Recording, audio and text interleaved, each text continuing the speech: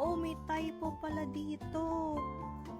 Welcome to She Navigates.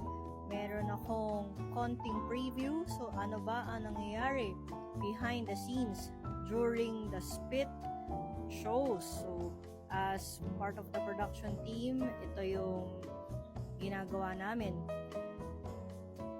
Hello muna tayo kay Kobe. Confidential daw, kaya takpan muna natin yung screen niya. Ito naman si Sean. Sinabi ko mag-vlog ako. So, may consent naman. Nagdidikit kami ng stickers nung time na to para may guide yung audience kung saan sila upo. Ito pa, more of the production team. And syempre, dahil improv ang Spit, humingi kami ng mga suggestions galing sa audience habang sila ay nakapila, and some of these ay binunot at ginamit during the show.